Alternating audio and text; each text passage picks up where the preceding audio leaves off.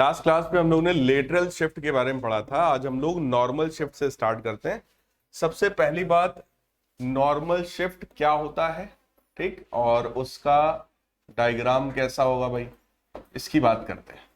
देखो जरा, normal shift का बेटा मतलब ये है कि अगर कोई स्विमिंग पूल है, ठीक है, हम लोग ने तो एक कंटेनर बना लिया मान लो इस तरीके का, या कोई स्विमिंग पूल हो, और अगर हमें उस स्विमिंग पूल की ओरिजिनल डेप्थ को मेजर करना हो, ये डेप्थ, ठीक, तो अगर आप एक साइड से ऑब्जर्व करते हो तो ये थोड़ा कम गहरा हमें फील होता है।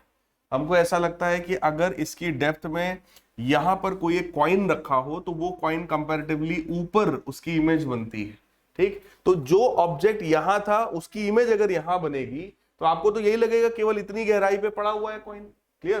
तो आप उसकी रियल डेप्थ का अंदाजा नहीं लगा पाओगे, और इस शिफ्ट को हम लोग बोलते हैं नॉर्मल शिफ्ट, ठीक। तो अभी इसको पहले डिराइव करते हैं, डायग्राम बनाते हैं, एक एक चीज आपको इसकी समझाते हैं कि इसमें क्या हो रहा है, कैसे हो रहा है।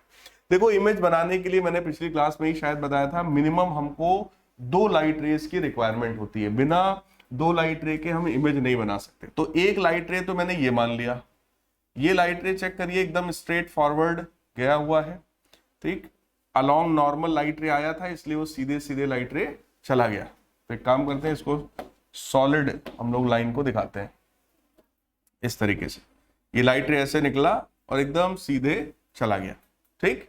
दूसरी लाइट रे जो हम कंसीडर कर रहे हैं वो इस तरीके से आई है, और ये वाली लाइट रे बेटा क्योंकि वाटर से एयर में जा रही है, डेंसर से रेयरर मीडियम में जा रही है, सो it will bend away from normal. तो यहां पर हम लोग नॉर्मल बनाते हैं, ये देखिए नॉर्मल है इस पॉइंट पर, ठीक है। और लाइट रे जो है इसको अवे फ्रॉम नॉर्मल जाना था, तो ये लाइट रे एकदम ऐसे स्ट्रेट ना जाकर it will move like this, ठीक है। इस तरीके से लाइट रे जो है वो बेंड हो जाएगी और नॉर्मल से दूर चली जाएगी। तो ये देखो, ये लाइट रे में कोई डिफ्लेक्शन नहीं हुआ, जैसे जा रही थी स्ट्रेट फॉरवर्ड बिल्कुल वैसे ही चलती चली जाएगी, ठीक। और अगर आप राइट साइड में ऑब्जर्व कर रहे हो, ये वाली लाइट रे और ये वाली लाइट रे राइट साइड में तो कभी मिल नहीं सकती, क्योंकि इनका नेचर कैसा है, डाइवर्जिंग, तो उधर मिलने से रही। अगर मैं इसको पीछे की तरफ ले आऊं इस तरीके से, यहां अगर इसको पीछे की तरफ हम लोग बना दें, तो आप चेक करो इस जगह पर पीछे की तरफ अगर खींच दें तो यहां पर इसकी एक वर्चुअल इमेज फॉर्म होगी इस पॉइंट पर। तो जो ऑब्जेक्ट बेटा यहां पर था उसकी एक इमेज, वर्चुअल इमेज क्रिएट हुई इस पर्टिकुलर पॉइंट पर। तो यहां पर अगर हम लोग देखें तो ये रियल डेप्थ कहलाता है, दैट इज ओरिजिनल डेप्थ। ये वाला जो डेप्थ है इसको हम लोग बोलते हैं एपेरेंट डेप्थ। एपेरेंट मतलब जो हम लोगों को लग रहा है कि इतना है भाई, अगर यहां इमेज बनेगी तो हमको तो इतना ही लगेगा कि इतनी गहराई पर है, ठीक। तो ये एपेरेंट डेप्थ हो गया, ये हो गया रियल डेप्थ, और ये हो गया आपका वाटर या लिक्विड भी आप कह सकते हो, और इधर की तरफ हो गया एयर। तो ये बात ध्यान रखिएगा, नॉर्मल शिफ्ट के केस में लाइट रे किधर से किधर जा रही है, डेंसर मीडियम से रेयरर मीडियम, ठीक। तो लाइट रे ऊपर की तरफ, मतलब जो ऑब्जेक्ट है उसकी इमेज ऊपर की तरफ बन गई, तो ये कुछ शिफ्ट हो गया। इसी शिफ्ट को हम लोग बोलते हैं नॉर्मल शिफ्ट। अब आइए इसके डेरिवेशन पार्ट पर आते हैं कि आखिर ये नॉर्मल शिफ्ट की वैल्यू कितनी है। तो जरा ध्यान से देखो, नॉर्मल शिफ्ट अगर हमें निकालना है तो बोलो real depth minus apparent depth करना पड़ेगा। रियल डेप्थ ये पूरा है, एपेरेंट ये है, अगर इन दोनों को घटाएंगे तो ये आएगा। यही इतनी तो शिफ्टिंग हुई है, इसी शिफ्टिंग को क्या बोल रहे हैं हम लोग, नॉर्मल शिफ्ट, क्लियर। वैल्यू निकालने के लिए अगर हम लोग एंगल्स को देखें तो जरा चेक करो, ये एंगल है हमारा एंगल ऑफ इंसिडेंस, और ये वाला एंगल है एंगल ऑफ रिफ्रैक्शन। अगर ये एंगल आई है तो क्या ये भी एंगल आई होगा, चेक करिए, ऑल्टरनेट एंगल है। ये वाला बेटा अगर एंगल आर है तो ये भी एंगल आर होगा, क्यों, क्यों, करस्पॉन्डिंग एंगल है भाई, ये आर है तो ये भी आर होगा, है ना। अब नेमिंग कर देते हैं, अगर ये ऑब्जेक्ट है, ओ पॉइंट है, ये इमेज आई है, इसको ए नाम देते हैं और इसको बी नाम देते हैं। देखो, इमेज अगर बनानी है तो ये लाइट रेज हमारी आंखों में जाना चाहिए। अगर ये दोनों लाइट रेज आपकी आईज में जा रही है, मतलब इतने से स्पेस में अगर ये दोनों लाइट रेज जा रही हैं, तो क्या इसका मतलब ये है कि ये दोनों लाइट रेज बहुत पास पास होंगी?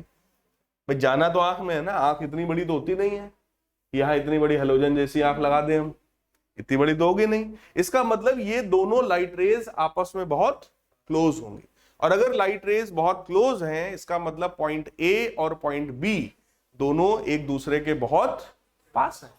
क्लियर? सो ये हमारा अजम्पशन है कि A and B are very close to each other.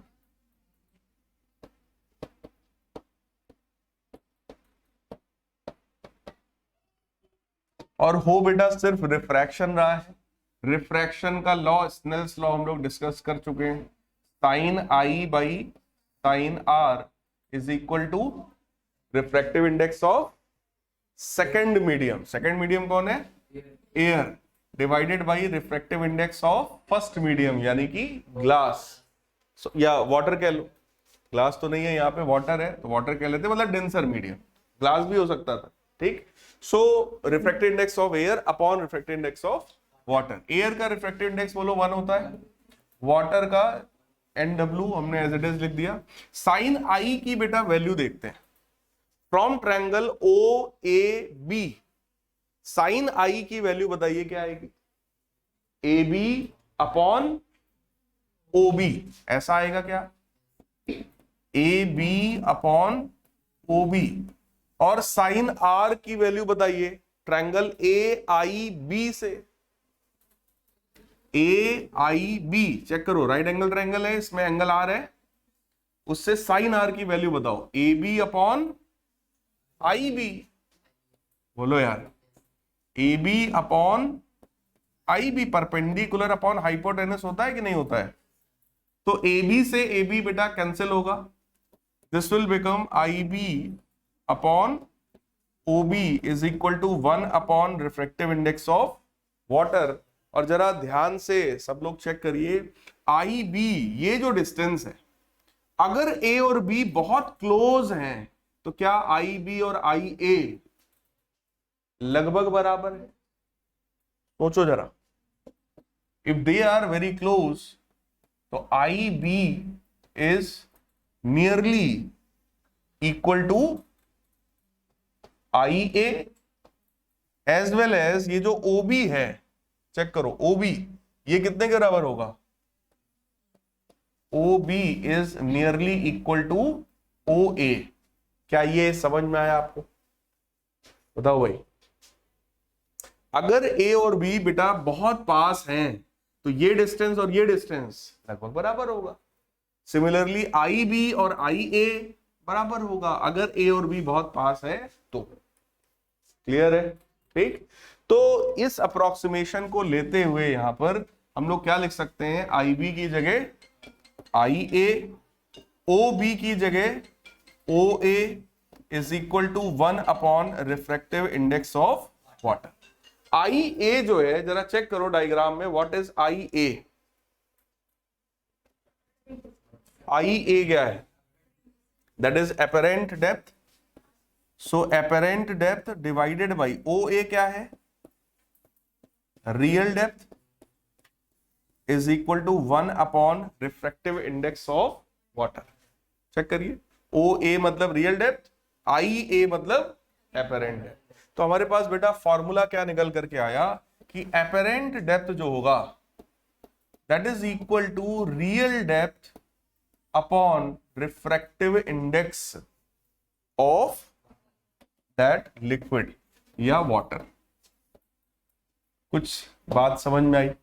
apparent depth जो है वो real depth upon refractive index of that tensor medium, ये बराबर हो गया। और जरा चेक करो, यही हमको चाहिए था। रियल डेप्थ तो हम वैसे भी मेजर कर लेंगे, हमें पता है।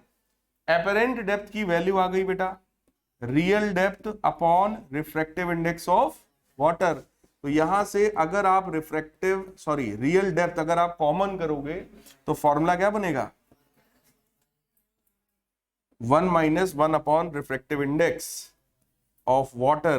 This is the formula of normal shift. कोई डाउट हो तो बताइए, चेक कर लीजिए। बहुत ही आसान है, सिंपल, सिर्फ रिफ्रैक्शन हो रहा था तो रिफ्रैक्शन का हमने लॉ लगाया, sine I by sine r is equal to refractive index of second medium air upon refractive index of water. Air का 1 होता है, वाटर का सेम रखा, साइन आई साइन आर का वैल्यू रखा, कुछ कैंसिल हुआ, कुछ अप्रोक्सीमेशन लगाया, जैसे ही लगाया ये हमारा फॉर्मूला आ गया। ठीक, एपरेंट डेप्थ जो है वो रियल डेप्थ से कम होगा, इसलिए रिफ्रैक्टिव इंडेक्स का चेक कर लो, डिवाइड है। So apparent depth is equal to real depth divided by refractive index. वो वैल्यू हमने रख दिया तो फॉर्मूला बन गया real depth times 1 minus 1 by n। Is this clear? कोई डाउट हो किसी को बताइए। This is the concept of normal shift. तो आपके सिलेबस में नॉर्मल शिफ्ट है, उसके बाद critical angle and total internal reflection, तो उसकी बात करते हैं। क्रिटिकल एंगल और TIR, वैसे ये आप लोग ने क्लास 10th में भी पढ़ा है। क्रिटिकल एंगल क्या है और फिर टोटल इंटरनल रिफ्लेक्शन क्या है। तो जरा चेक करिए, अगर हम लोग एक इंटरफेस ऐसा कंसीडर करें, इस तरीके का एक इंटरफेस हमने कंसीडर किया, इधर की तरफ डेंसर मीडियम है, वाटर मान लेते हैं, इधर की तरफ रेयरर मीडियम है, एयर मान लेते हैं। ये डेंसर है और ये हमारा रेयरर मीडियम। क्लियर? लाइट रे जो हम लोग लेकर जा रहे हैं, ये तो फिलहाल नॉर्मल है, दिस इज नॉर्मल। अब सोचो, जो लाइट रे हम लोग लेकर जा रहे हैं वो कुछ इस तरीके से नहीं, ये लाइट रे हम लोग लेके जा रहे हैं फ्रॉम डेंसर टू रेयर। अगर डेंसर से रेयरर लेके जाओगे तो बोलो ये नॉर्मल की तरफ जाएगी या नॉर्मल से अवे जाएगी? तो इसको जाना चाहिए था ऐसे, है ना, but it will move like this. Correct है? ये लाइट रे कुछ इस तरीके से चली जाएगी। इसका मतलब ये एंगल ऑफ इंसिडेंस है और ये हमारा एंगल ऑफ रिफ्रैक्शन है, ये हम लोग पढ़ चुके हैं, ये अच्छे से जानते हैं। ठीक, अगर मैं एंगल ऑफ इंसिडेंस को बेटा बढ़ाऊंगा, ये देखिए अभी एंगल ऑफ इंसिडेंस जो है वो पहले से ज्यादा हो गया क्या, ये, तो एंगल ऑफ रिफ्रैक्शन भी यहां बढ़ेगा, लाइट रे ऐसे जाएगी। करेक्ट? और अगर मैं यही एंगल ऑफ इंसिडेंस को और बढ़ाऊं तो ये और ज्यादा बेंड होगा। बोलो यार, एक ऐसा सिचुएशन आएगा, कोई एक पर्टिकुलर एंगल ऑफ इंसिडेंस ऐसा भी आएगा जिसके लिए लाइट रे ऐसे चली जाएगी। बोलो जाएगी कि नहीं जाएगी? इसको हम लोग बोलते हैं, इस पर्टिकुलर एंगल को बोलते हैं क्रिटिकल एंगल, जिस पर ये काम हो रहा है। और क्रिटिकल एंगल के लिए एंगल ऑफ रिफ्रैक्शन कितना होता है? 90 डिग्री। ठीक, लाइट रे ऐसे चली गई, इस प्रोसेस को या इस एंगल को हम लोग क्या बोलते हैं? Critical angle. So that angle of incidence in the denser medium, denser medium का वो एंगल ऑफ इंसिडेंस जिसके लिए रेयरर मीडियम में एंगल ऑफ रिफ्रैक्शन 90 डिग्री हो, उसको बोलते हैं critical angle.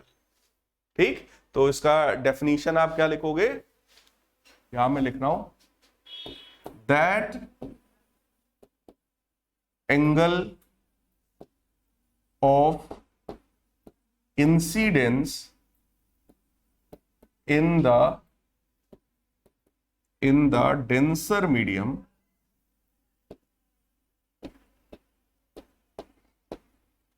for which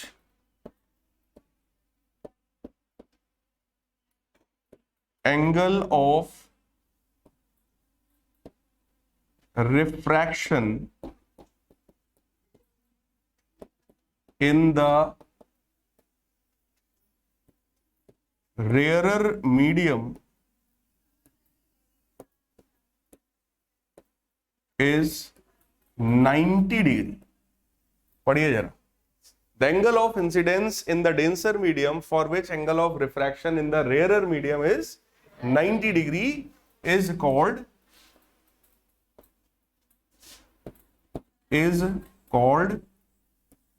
critical angle.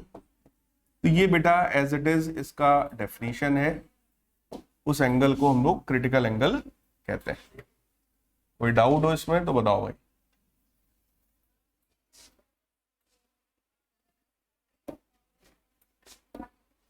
ये क्रिटिकल एंगल क्लियर।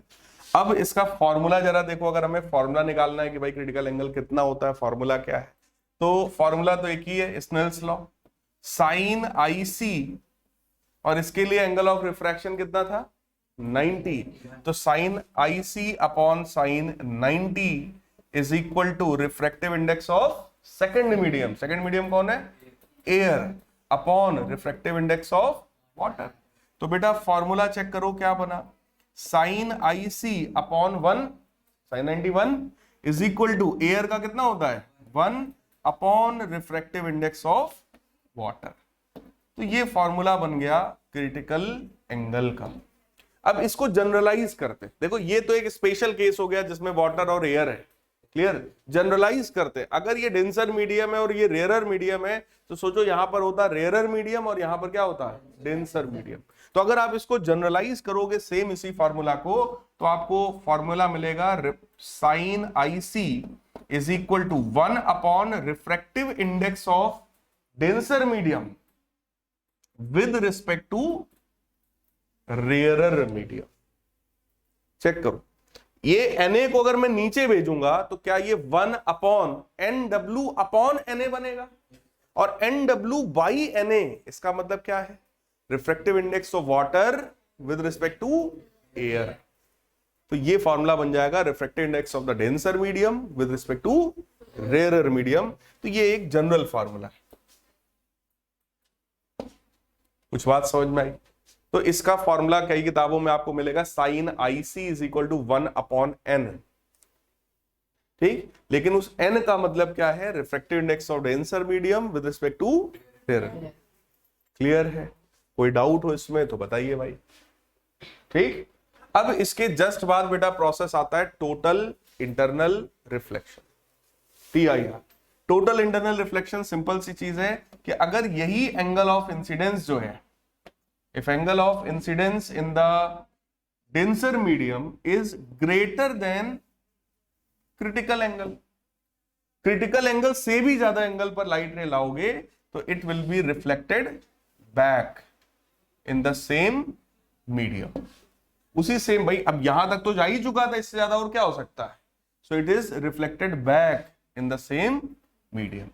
तो अगर एंगल ऑफ इंसिडेंस ये है तो ये एंगल ऑफ रिफ्लेक्शन हो गया, और एंगल आई बराबर एंगल आर उसमें भी होगा, ठीक। So if angle of incidence i is greater than i c critical angle, then light ray is reflected back in the same medium. This process is called total internal reflection, ठीक है।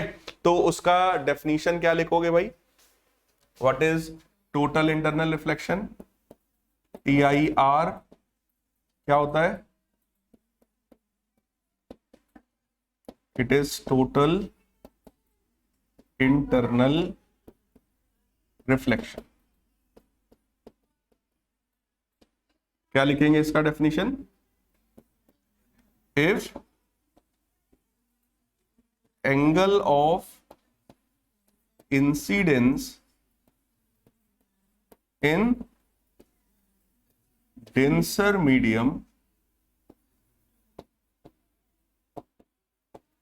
is greater than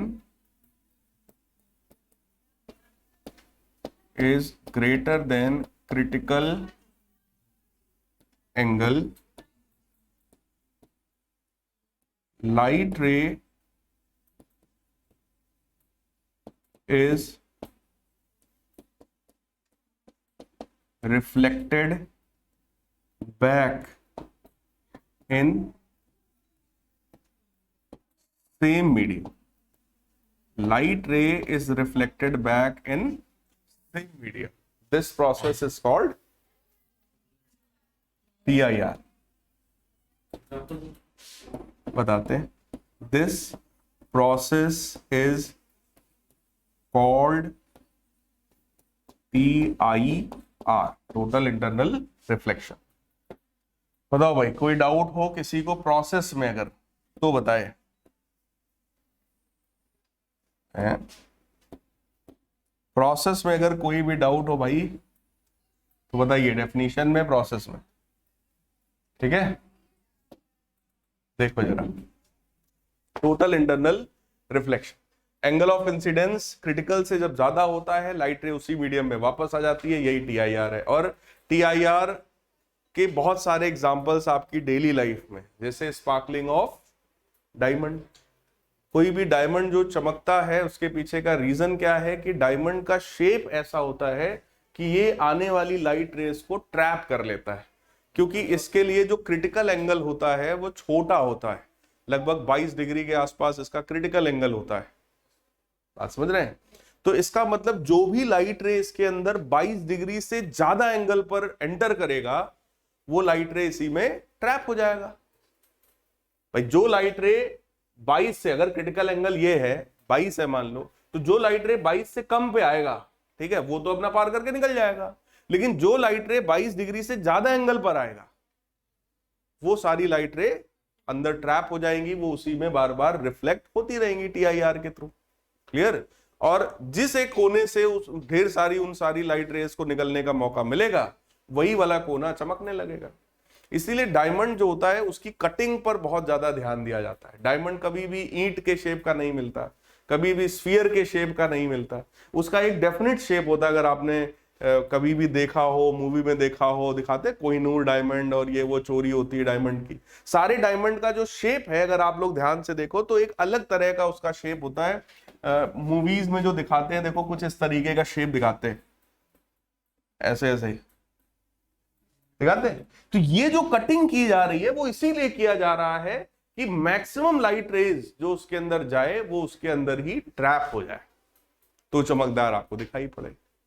बात समझ में आई? अगर मैं यहां पूरा अंधेरा कर दूं तो लाइट रे आएगी नहीं, तो इसके अंदर जाएगी नहीं, इसके अंदर जाएगी नहीं तो ये चमकेगा भी नहीं। ये एक मिसकंसेप्शन लोगों के दिमाग में होता है कि हीरा है तो चमकेगा, अंधेरा करो देखो चमक रहा है कि नहीं, तो ये मिसकंसेप्शन। लाइट होगा तो चमकेगा, लाइट नहीं है अगर कमरे में तो नहीं चमकेगा। भाई बात समझ में? ठीक। इसके अलावा टीआईआर का और भी यूज हो सकता है भाई, जैसे ऑप्टिकल फाइबर। ऑप्टिकल फाइबर का नाम सुना होगा, ठीक। पहले वो नॉर्मल डिस्क वाला केबल आया करता था, इंटरनेट में भी नॉर्मल केबल आया करता था, अब वो ऑप्टिकल फाइबर आ गया। ऑप्टिकल फाइबर में नाम से क्लियर है, रिलेटेड विद लाइट, ऑप्टिकल है, ठीक। और उसके अंदर लाइट रे क्या होता है, किसी एक ऐसे एंगल पर डालते हो जो कि क्रिटिकल से ज्यादा है, तो लाइट रे अंदर ही अंदर रिफ्लेक्ट बार बार ऐसे टीआईआर हो रहा है। अब सोचो लाइट की स्पीड 3 × 10⁸ मीटर पर सेकेंड है, जो कि इलेक्ट्रॉन की स्पीड से बहुत ज्यादा है। बोलो यार, यही कारण है कि ऑप्टिकल फाइबर में आपको कनेक्टिविटी भी अच्छी मिलती है, स्पीड भी अच्छी मिलती है, क्योंकि वहां पर जो सिग्नल्स हैं वो किसकी स्पीड से ट्रेवल कर रहे हैं, लाइट की स्पीड से ट्रेवल कर रहे हैं। नॉर्मल जो केबल होता था उसमें वही सिग्नल इलेक्ट्रॉन की स्पीड से ट्रेवल, क्योंकि वो इलेक्ट्रिकल सिग्नल थे, ठीक, तो वो इलेक्ट्रॉन की स्पीड से ट्रेवल कर रहे थे। तो टीआईआर का तो बहुत यूज है यार, और भी इसके यूजेस हो सकते हैं टीआईआर के। तो फिलहाल हाँ, मिराज इफेक्ट जैसे आप लोगों ने पढ़ा होगा, ठीक है, तो वहां पर भी इसका यूज हो सकता है। प्रिज्म में इस पर बेस्ड क्वेश्चन पूछे जाते हैं, अभी मैं आपको बता रहा हूं, ठीक है। प्रिज्म में इस पर बेस्ड क्वेश्चन पूछ दिया जाता है, जैसे आपसे कहेंगे कि ये एक, मान लीजिए इस तरीके का एक प्रिज्म है, ऐसा एक प्रिज्म है, ठीक। कहेंगे इस प्रिज्म पर एक लाइट रे आ रही है,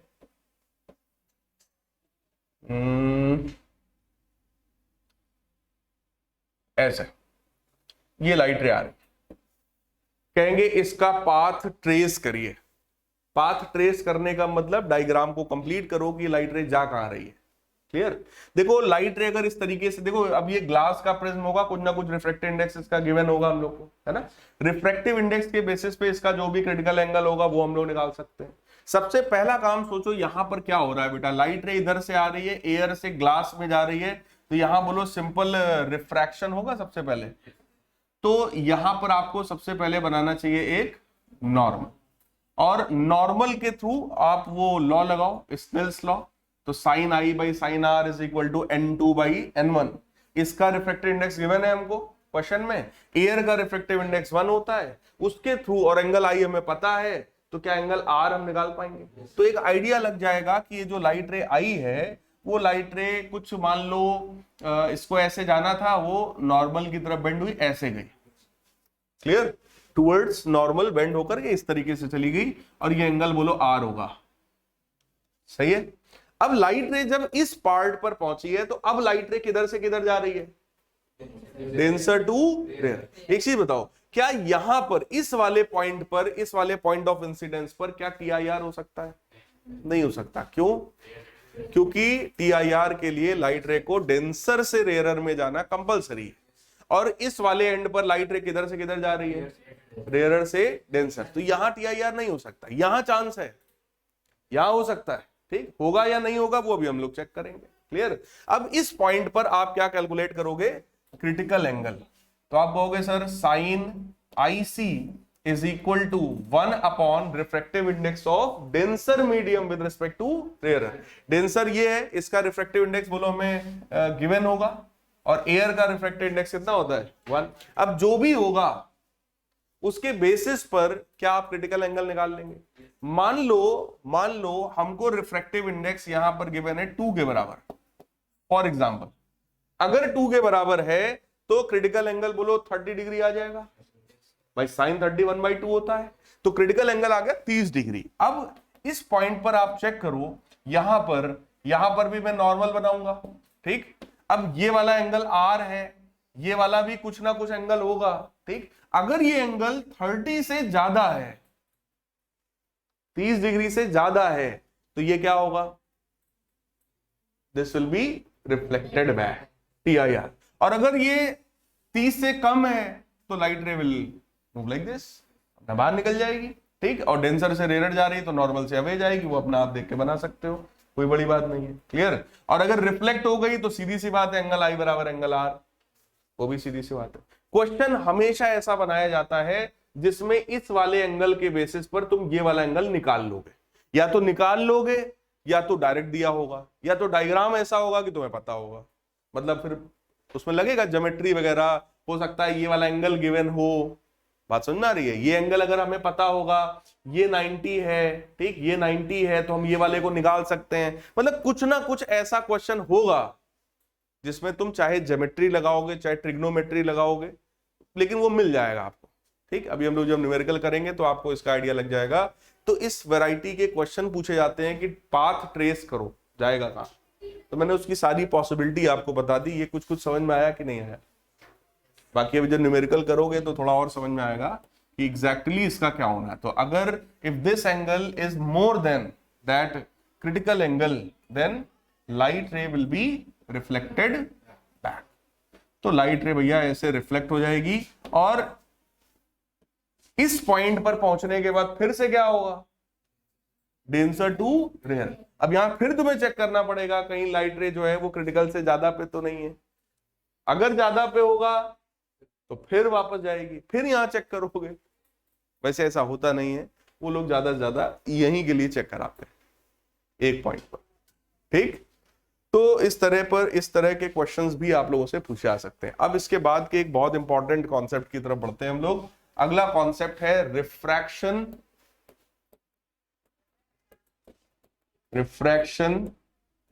थ्रू स्फेरिकल सरफेस।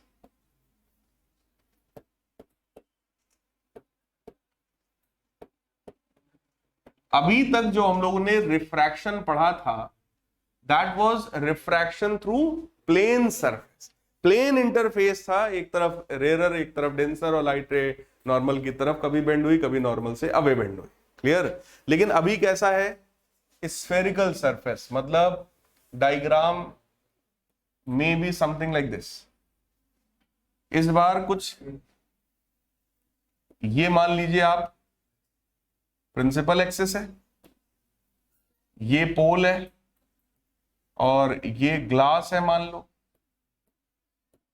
तो ये हो गया आपका डेंसर मीडियम, और ये इधर की तरफ आप मान लो एयर है,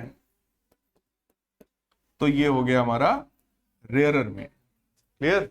अब ये वाला जो पोर्शन है बेटा, इसका कहीं ना कहीं अगर इसको कंप्लीट करेंगे इसका कहीं ना कहीं सेंटर होगा, तो ये इसका मान लो सेंटर है, और कहीं ना कहीं हम लोग ऑब्जेक्ट को भी रखेंगे भाई।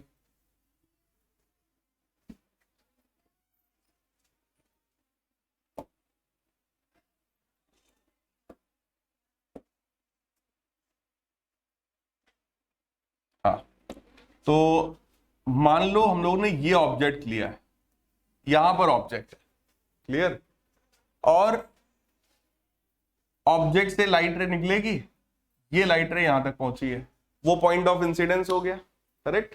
अब लाइट रे किधर से किधर जा रही है, रेयरर टू डेंसर, तो ये नॉर्मल की तरफ बेंड होगी। तो पहले नॉर्मल पता हो भाई, जब प्लेन सरफेस होता था तो इस पे परपेंडिकुलर नॉर्मल होता था, है ना। अभी स्फेरिकल सरफेस है तो इसका नॉर्मल बोलो कैसा होगा, that will B simple radius. Radius का मतलब इसको इससे मिला दो, बोलो यार, अगर मैं इसको इससे मिला देता हूं तो क्या यही हमारा नॉर्मल है ना। ये डायरेक्शन हो गया भाई नॉर्मल का, ये देखिए, क्लियर, ये नॉर्मल है। तो लाइट रे जो निकल रही है वो रेयरर से डेंसर जा रही है, सो it will bend towards normal. Towards normal मतलब कुछ ऐसा, सही है भाई। देखो डायग्राम में बहुत ज्यादा यहाँ स्पेस है नहीं, ये जो लाइट रे आई थी इसको जाना था ऐसे, बट ये बेंड हो गई टूवर्ड्स नॉर्मल, करेक्ट। अब राइट साइड में तो इमेज बननी नहीं है, तो हमने क्या किया, इसी को पीछे बढ़ाया। देखिएगा जरा,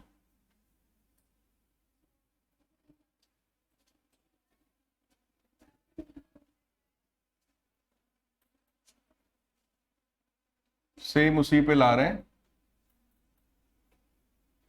हाँ देखो, इधर की तरफ जाना था, इसी को मैंने पीछे बढ़ाया, ठीक। तो यहां पर क्या फॉर्म हुआ है, इमेज, दिस इज इमेज। ये रे डायग्राम बोलो कुछ समझ में आया कि नहीं आया, जिसको डाउट हो पहले पूछ लो यार, फिर बाकी बातें बाद में करते हैं। हाँ बता दूं,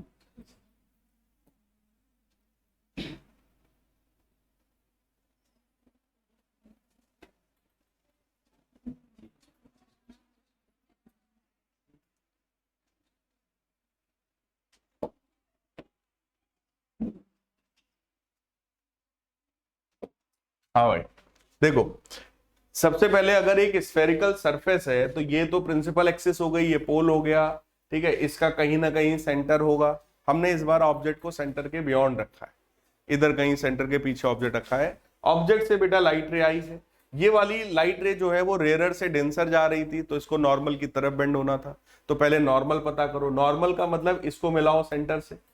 ये जो डॉटेड व्हाइट कलर वाली ये जो लाइन है, डॉटेड लाइन, यही लाइन क्या है, नॉर्मल। लाइट रे को भाई जाना था ऐसे, ऐसे जाना था, लेकिन क्योंकि रेयरर से डेंसर जा रही है so it bend towards normal, तो ये नॉर्मल की तरफ बेंड हो गई। अब नॉर्मल की तरफ जब इधर की तरफ बेंड हुई है तो ये लाइट रे इधर की तरफ जो है, तो राइट साइड में तो इमेज बननी नहीं है, क्लियर। तो हमने क्या किया, हमने इसको पीछे की तरफ खींचा, येलो कलर की लाइट मैंने आपको दिखाई है, लाइट रे दिखाई है। तो आई पॉइंट पर इसकी क्या बनी, एक वर्चुअल इमेज। एक चीज बताओ, इमेज बनने के लिए मिनिमम कितनी लाइट रे चाहिए, दो। एक लाइट रे तो ये निकली है, और दूसरी लाइट रे मैंने यहां पे आपको दिखाया नहीं बना के, बट वो लाइट रे ये है अलोंग प्रिंसिपल एक्सिस, ये बनी। और ये लाइट रे बोलो सीधे सीधे चली जाएगी, इसमें तो कुछ होना नहीं है, ठीक। तो ये लाइट रे जो है, ये वाली, ये गई राइट साइड में। अब आप खुद सोचो, ये वाली लाइट रे येलो वाली और ये वाली, क्या ये राइट साइड में कभी मिलेंगी, नहीं। तो हम पीछे खींच के लाए, हमने यहां इमेज बनाई। आई बात समझ में, क्लियर। अब आते हैं इसके प्रूविंग वाले पार्ट पर कि हमें कैसे इसको प्रूव करना है। तो जरा सबसे पहले एंगल आई, एंगल आर, ये सब चीजों को जरा देख लो। एंगल आई बेटा चेक करो, क्या ये पूरा एंगल आई है, देखो ध्यान से। Is this angle of incidence, ये इंसिडेंट रे है, ये व्हाइट वाली ये लाइन जो नॉर्मल है, तो यही एंगल ऑफ इंसिडेंस होगा। एंगल ऑफ रिफ्रैक्शन चेक करो, क्या वो ये होगा, बोलो यार, यही होगा एंगल ऑफ रिफ्रैक्शन, बहुत छोटा सा है ये, करेक्ट। और इसके vertically opposite angle, small r का वर्टिकली अपोजिट एंगल कौन सा है? स्मॉल आर का, यानी कि व्हाइट वाली डॉटेड लाइन और ये वाली लाइन, इसके बीच का एंगल हमें चाहिए। इसी व्हाइट वाली रिफ्रैक्टेड रे को ही पीछे खींचा येलो कलर से, है ना, और ये डॉटेड लाइन है ये, तो क्या यही एंगल वर्टिकली अपोजिट है? बोलो यार, वर्टिकली अपोजिट एंगल क्या बराबर होते हैं? तो this angle is r. Check कर लो, कोई डाउट हो बताओ पहले। क्लियर है? ऑब्जेक्ट वाले इस एंगल को मैं अल्फा मान रहा हूं, इमेज वाले इस एंगल को मैं बीटा मान रहा हूं, और रेडियस वाले इस एंगल को गामा मान। ठीक, अल्फा, बीटा, गामा, आई और आर, ये 5 एंगल्स हमारे पास इस डेरिवेशन के दौरान रहेंगे। और अगर हमें ऑब्जेक्ट देखना है तो ये वाला और ये वाला लाइट रे दोनों ओवरऑल आईज में जाएगा, तब हमें ऑब्जेक्ट दिखेगा। तो फिर से वही बात आई कि ये सारे एंगल्स कैसे होंगे? Very very small. All these angles are very small. ये जो पॉइंट है, पॉइंट ऑफ इंसिडेंस, इसको मैं नाम दे रहा हूं एम। ठीक, और एक छोटा सा कंस्ट्रक्शन करते हैं। कंस्ट्रक्शन ये है कि यहां से हमने एक परपेंडिकुलर ड्रॉ करी प्रिंसिपल एक्सिस पर, और ये पॉइंट कहलाएगा एन। ठीक है, तो alpha, beta, gamma, i, r बहुत छोटा है, और M and N they are very close to each other. ये हमारे अजम्पशंस हैं फॉर दिस डेरिवेशन। कुछ बात समझ में आ रही है भाई? Alpha, beta, gamma, i, r, ये सारे एंगल बहुत छोटे हैं, आपको दिख भी रहा है, ये सब डायग्राम बहुत छोटा छोटा बन पा रहा है। ठीक, और एम और एन ये दोनों बहुत ही क्लोज हैं, they are very close to each other. अब आते हैं डेरिवेशन पार्ट पर कि इसको हमें कैसे डिराइव करना है। देखो, डायग्राम में ज्यादा कुछ है नहीं, और रिफ्रैक्शन में केवल और केवल एक फार्मूला हमारे पास होता है, वो है स्नेल्स लॉ, और कुछ नहीं होता है। ठीक, तो सबसे पहले स्नेल्स लॉ की बात करते हैं। स्नेल्स लॉ कहता है sine I by sine r is equal to refractive index of second medium. कौन है second medium? Glass, upon refractive index of first medium यानी कि एयर। क्रॉस मल्टीप्लाई करो, refractive index of air sine i is equal to refractive index of glass sine r. ठीक, क्योंकि angles बहुत छोटे हैं, तो क्या साइन थीटा की जगह केवल थीटा लिखा जा सकता है if angle is very small? तो आई, साइन आई की जगह केवल आई लिख सकते हैं, बोलो भाई। और साइन आर की जगह केवल आर लिखा जा सकता है if angle is very very small, है ना। और दूसरी बात, triangle OCM,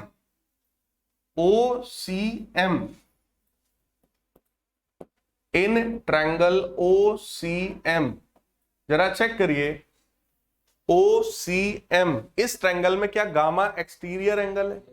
exterior angle internal दो एंगल्स के सम के बराबर होता है।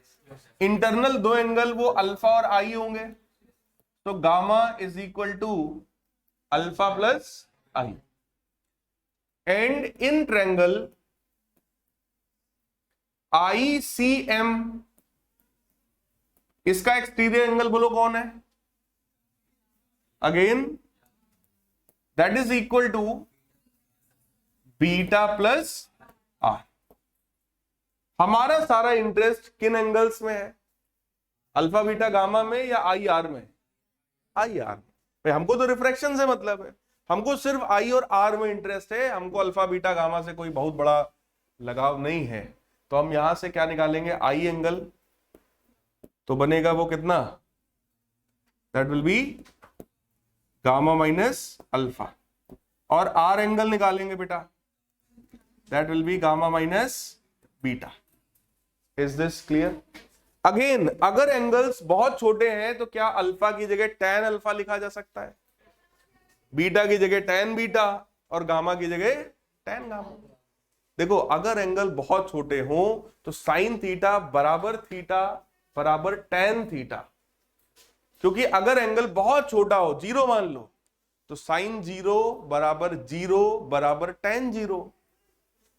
बोलो यार, तो अगर साइन 0.01 डिग्री निकालना हो तो उसकी वैल्यू भी 0.01 और tan 0.01 भी यही होगा। बोलो यार, अगर एंगल छोटा है तो साइन थीटा बराबर tan थीटा। क्लियर?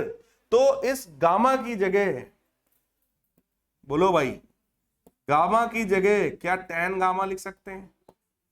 अल्फा की जगह tan अल्फा, इस वाले गामा की जगह tan गामा और बीटा की जगह ऐसा लिख सकते हैं। अब जरा चेक करिएगा, Na टाइम्स tan गामा का वैल्यू बताओ जरा इस ट्रायंगल से मुझे। tan गामा की value Mn upon Cn perpendicular upon base. देखो ये Mn बार बार आएगा, लेट अस सपोज ये H है, ये क्या है? H है। तो क्या ये H अपॉन Cn हो गया? और अगर M और N बहुत करीब हैं तो N और P उससे भी ज्यादा करीब है। बोलो यार, तो Cn की जगह Cp लिख दें तो कोई दिक्कत नहीं है। और Cp क्या है? What is Cp? What is Cp? Radius of curvature. बोलो यार, सेंटर और पोल के बीच की डिस्टेंस क्या होती है? रेडियस। तो ये जो रेडियस है अकॉर्डिंग टू साइन कन्वेंशन, क्या ये लेफ्ट साइड में है? तो क्या ये निगेटिव भी होगा? But height is above principal axis, so that is positive. तो tan गामा अगर मैं यहां से लिखूंगा बेटा, तो क्या वो H अपॉन माइनस आर है? बोलो भाई, माइनस tan अल्फा, बोलो tan अल्फा, बोलो H अपॉन ON मतलब OP मतलब U। बोलो भाई, देखो I इमेज है तो इमेज की डिस्टेंस क्या होगी? V। O ऑब्जेक्ट है तो उसकी डिस्टेंस क्या होगी? U। सही है। तो we can write H upon minus U, वो भी तो निगेटिव ही है, बराबर Ng टाइम्स tan गामा यानी कि H upon minus r minus tan beta, बोलो H अपॉन माइनस V। क्या ये बात समझ में आई? साइन कन्वेंशन आता है ना सबको? प्रिंसिपल एक्सिस के राइट वाला समझ लो, सॉरी पोल के राइट वाला पॉजिटिव, लेफ्ट वाला निगेटिव, मोटा मोटा बता रहा हूं। प्रिंसिपल एक्सिस के ऊपर पॉजिटिव, नीचे नहीं, लाइक नंबर लाइन, जैसा नंबर लाइन में होता है सेम वैसे ही यहां होता है। करेक्ट? तो साइन कन्वेंशन के हिसाब से यू वी आर सब लेफ्ट में, सब निगेटिव है, तो सबको हमने निगेटिव रख दिया। H अबव प्रिंसिपल एक्सिस था, पॉजिटिव है, पॉजिटिव हमने रख दिया। H बोलो पूरे में से कॉमन लेके कैंसिल हो जाएगा, तो पहला टर्म आया Na upon minus r plus Na upon you बराबर Ng upon minus r plus Ng upon V। सही है। आर वाले टर्म से एक तरफ करो, इसको इधर ले आओ, Na माइनस नहीं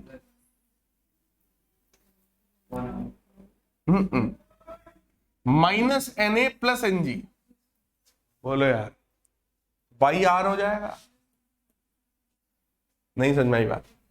अरे ये निगेटिव है, ये निगेटिव इधर आएगा, पॉजिटिव हो जाएगा, तो minus Na plus Ng upon r, that will be equal to Ng upon V minus Na upon, जरा चेक करो फॉर्मूला क्या बना बेटा,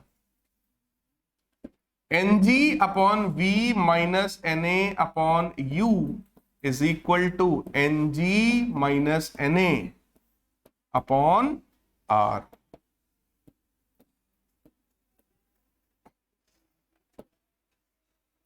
अगर लाइट रे रेयर से डेंसर में जाती है, ठीक, तो ये फॉर्मूला क्या बना, refractive index of denser medium upon we minus refractive index of rare medium upon you बराबर refractive index of denser minus refractive index of rare divided by r. या सिंपल में बताता हूं, अगर लाइट रे N1 वाले रिफ्रैक्टिव इंडेक्स मीडियम से N2 refractive index वाले मीडियम में जाती है, N1 से N2, अब वो रेयर डेंसर हो, डेंसर रेयर हो, कुछ भी हो, N1 से N2 की तरफ अगर जाती है लाइट रे, तो बोलो N2 वाला पहले लिख रहे हैं, ठीक, तो मोटा मोटा फॉर्मूला क्या बनेगा, N2 upon B minus N1 upon you बराबर N2 minus N1 upon are. क्या ये समझ में आई बात? N2 upon B minus N1 upon you बराबर N1 minus N2 by R. कोई डाउट हो बताइए। ये एक इंपॉर्टेंट डेरिवेशन है, ठीक, लॉन्ग क्वेश्चन के लिए it is a important derivation, ठीक है, पूछा जा सकता है बोर्ड में आपसे 5 नंबर वाले क्वेश्चन में, ठीक, जो लॉन्ग क्वेश्चन आता है उसमें इसके आने के चांस रहते हैं, ठीक है। देख लो, मैं हिंट दे रहा हूं फिर से। सबसे पहला सारा खेल इसके रे डायग्राम का है। रे डायग्राम बढ़िया अच्छा साफ सुथरा आपने बनाया तो आपका आधे से ज्यादा काम अपने आप हो जाएगा, ठीक। रे डायग्राम अगर आपको समझ में आ गया है तो इसके बाद देखो सिर्फ रिफ्रैक्शन होना था, sine I by sine R बराबर N2 बाई N1 यानी ग्लास अपॉन एयर, ठीक, क्रॉस मल्टीप्लाई किया, एंगल बहुत छोटा है तो साइन आई की जगह आई हो जाएगा, तो NaI बराबर NgR। अब आई और आर ये दो एंगल्स हमें पता करने थे कि ये है आखिर कितना, तो पता चला कि भाई एक्सटीरियर एंगल थ्योरम लगा लो, तो गामा बराबर alpha plus I and gamma is equal to beta plus are.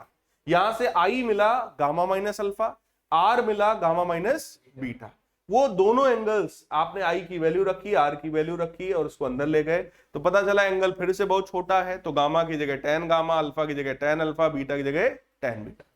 tan की वैल्यू रखा परपेंडिकुलर अपॉन बेस, परपेंडिकुलर तो h था, सब में सेम था, बट बेस हर बार अलग अलग हो रहा था, और साइन कन्वेंशन के हिसाब से ये तीनों ही निगेटिव थे, u v और r, हमने वैल्यूज रखा, r वाले टर्म्स एक तरफ किए, बाकी एक तरफ किया, फार्मूला आ गया। सो N2 upon v minus N1 upon you बराबर N2 minus N1 upon r। कुछ बात समझ में आई? बोलो भाई। अगर प्लेन सरफेस पर रिफ्रैक्शन हो रहा है, प्लेन सरफेस पे, तो सिर्फ स्नेल्स लॉ है, sine I by sine R बराबर N2 बाई N1। लेकिन अगर कर्व्ड सरफेस पर हो रहा है तो स्नेल्स लॉ तो है ही है, इसी से ही बोलो शुरुआत किया था, इसी से ही निकाला है, क्लियर, ये तो वैलिड है ही है, लेकिन एक डायरेक्ट फार्मूला आपके पास है N2 by V minus N1 by U बराबर N2 माइनस N1 बाई, ठीक है। अब इसी पर बेस्ड एक मोस्ट इंपॉर्टेंट डेरिवेशन और है हमारे पास, लेंस मेकर्स फॉर्मूला। अगेन दो में से, ये दोनों डेरिवेशन में से एक के चांस हैं बहुत ज्यादा, मतलब दो में से कोई एक पूछे जाने के बहुत ज्यादा चांस होते हैं, इसलिए इसको अच्छे से आप समझ लीजिएगा, ये आपको आना चाहिए। दिस इज प्रिंसिपल एक्सिस और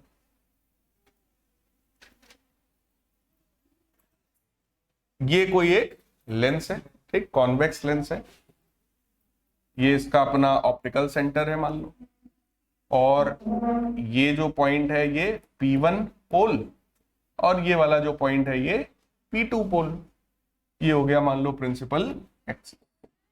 अब बेटा हम लोगों ने मान लो यहां कहीं पर ऑब्जेक्ट को रखा, ठीक, ध्यान से समझिएगा जरा क्या हो रहा है यहां पर। लाइट रे ऑब्जेक्ट से ही निकलती है हर बार, ये लाइट रे देखो रेयर से डेंसर मीडियम में जा रही है, चेक करिए, इधर एयर है and this is rare medium, ये ग्लास का लेंस होता है, ऑब्वियस है, दिस इज डेंसर मीडियम, और इधर वापस फिर से क्या है, एयर है, this is again rare medium. Light ray rare से डेंसर जा रही थी, so it should bend towards normal. तो फिर से बात वही आई कि पहले नॉर्मल तो पता हो कहां है इसका, तो भाई ये वाला जो सरफेस है इसका सेंटर बोलो राइट साइड में होगा, ठीक, तो मैंने क्या किया, उसके सेंटर से इसको जोड़ा और बोलो यही लाइन क्या है, this is centre of first surface. Clear. Light रे जो थी, ध्यान से देखिएगा, लाइट रे जो ये वाली थी, इस लाइट रे को बोलो ऐसे जाना था, सीधे जाना था, लेकिन it will bend towards normal. तो इस लाइट रे को भैया हमने ऐसे बेंड करा दिया। बेंड हुई नॉर्मल की तरफ कि नहीं, दिख रहा है सबको? नॉर्मल की तरफ ये लाइट रे बेंड हुई है। और अगर मैं इसको आगे बढ़ा दूं, ज्यादा ही आगे जाके, अगर मैं इसको आगे बढ़ा दूं लाइक दिस, तो ये यहां कहीं जाकर के प्रिंसिपल एक्सिस को मिलेगी। बोलो यार,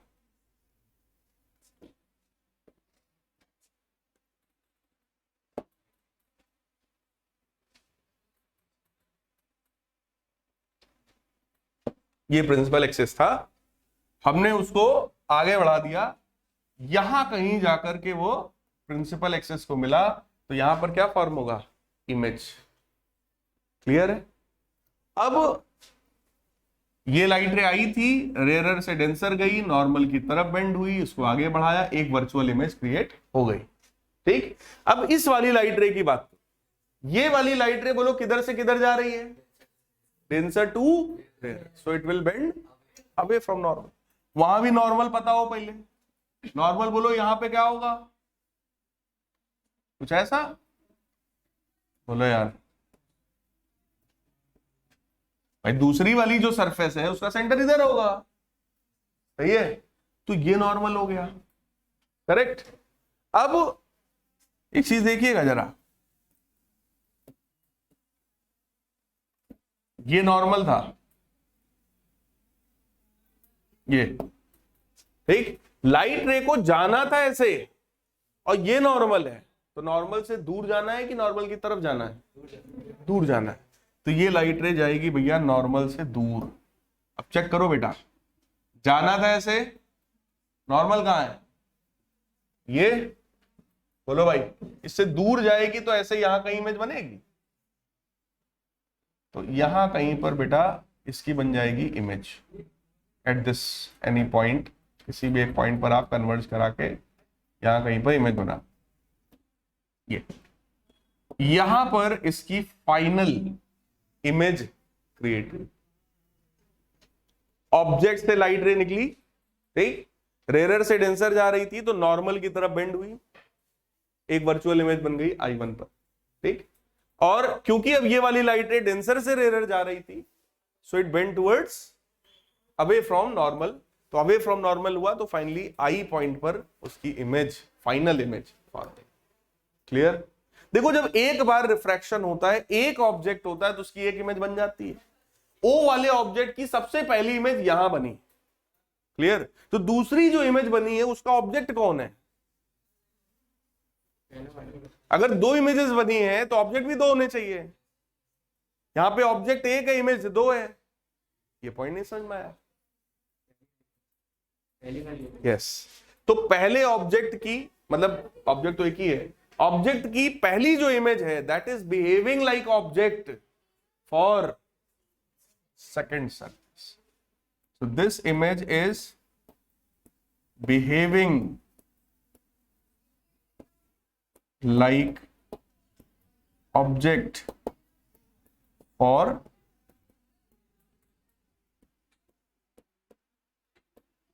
second surface। दूसरी वाली सरफेस के लिए ये ऑब्जेक्ट की तरह बिहेव करेगा। करेक्ट। अब क्योंकि रिफ्रैक्शन ही हो रहा है, स्फेरिकल सरफेस पर हो रहा है, तो क्या हम लोग पीछे वाला फॉर्मूला लगा सकते हैं? तो आइए फॉर्मूले को लगाते हैं। Refractive index of second medium कौन है, ग्लास, अपॉन इमेज का जो डिस्टेंस है, इमेज का जो डिस्टेंस है, भाई पहली इमेज तो ये बनी है, तो मान लेते हैं वो डिस्टेंस कितना है, v डैश। ठीक। फाइनल इमेज बनी है I पर, तो वो डिस्टेंस मान लेते हैं v के बराबर, और ऑब्जेक्ट की डिस्टेंस मान लेते हैं u के बराबर। करेक्ट है। अब जरा इक्वेशन बताइए, N G upon V dash minus N A upon you बराबर N G minus N A upon R1। बोलो यार, R1 मतलब पहली वाली सरफेस का रेडियस, करेक्ट। और दूसरी बार रिफ्रैक्शन जब हो रहा है तो लाइट रे बोलो ग्लास से एयर में जा रही है, उसके लिए इक्वेशन बोलो जरा, Na upon we minus Ng upon, उसका ऑब्जेक्ट कौन है, तो इमेज डिस्टेंस ही ऑब्जेक्ट डिस्टेंस है ना, Na minus Ng by R2, equation 1 and equation 2। अगर इन दोनों इक्वेशन को ऐड कर दिया जाए तो क्या इस टर्म से ये वाला टर्म कैंसिल हो जाएगा, तो on adding equation 1 and equation 2 ये बनेगा बेटा Na, अगर हम कॉमन कर लें भाई ये और ये तो कैंसिल हुआ, Na upon we minus Na upon U, तो कॉमन क्या मिला Na, तो Na अगर मैं कॉमन कर लूं तो क्या ये 1 upon we minus 1 upon U मिल गया, बराबर Ng minus Na upon R1 plus Na minus Ng upon, क्या दोनों में से Ng माइनस Na कॉमन मिल सकता है, बताओ कॉमन लेने के बाद क्या आएगा, Ng माइनस Na कॉमन करोगे 1 बाई R1, इधर से माइनस 1 बाई R2, बोलो यार 1 बाई R1 माइनस, माइनस कहां से आया, माइनस कॉमन करो, Ng माइनस Na बनेगा, 1 by V minus 1 by U क्या होता है 1 बाई एफ, और ये वाला Na कहां जाएगा नीचे, अगर इसके नीचे जाएगा तो ये बनेगा Ng बाई Na माइनस, सही है, 1 बाई R1 माइनस 1 बाई,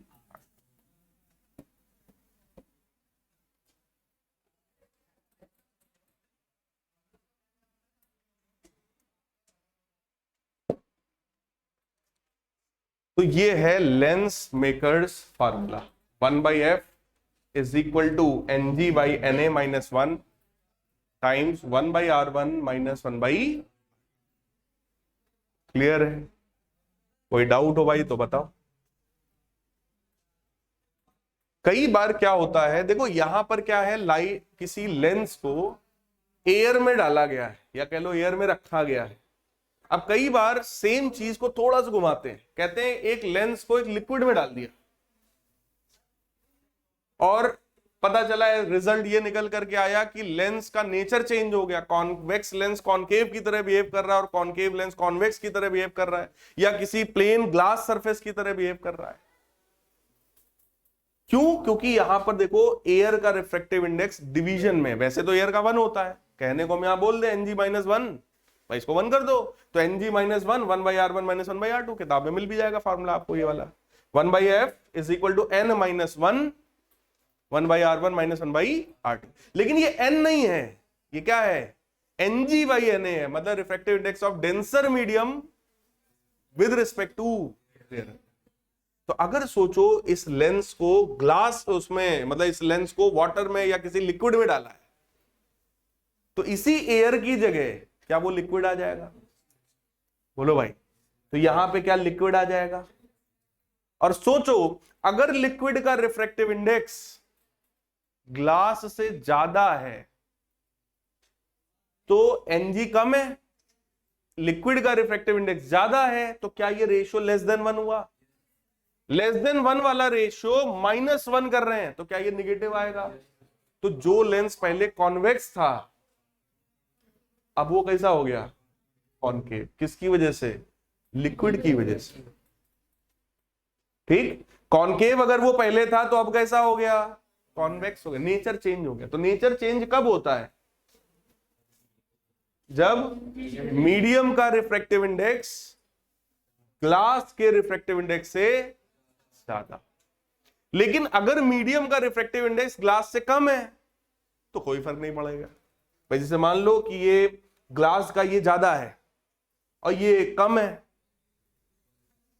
तो value greater than 1, greater than 1 minus 1 तो पॉजिटिव ही रहेगा ओवरऑल, तो कोई फर्क नहीं पड़ेगा। बात समझ में आई? अगर ग्लास का रिफ्रैक्टिव इंडेक्स और लिक्विड का रिफ्रैक्टिव इंडेक्स बराबर हो जाए तो 1 माइनस 1 0, फोकल लेंथ इनफाइनाइट, और फोकल लेंथ इनफाइनाइट किसका होता है? Plane mirror. That will behave like a plane mirror. कुछ समझ में आई बात? तो लेंस को भी हम मिरर की तरह बिहेव करा सकते हैं। क्लियर? कॉन्सेप्ट उसका ये है, that is lens makers formula. तो ये दो डेरिवेशन पहले तो आप देख के लिखेंगे, समझेंगे, नहीं आएगा तो अगली क्लास में फिर से पूछेंगे। ठीक, these two are most important derivations, either derivation or numerical will be there from this topic. Clear? तो मिलते हैं अगली क्लास में।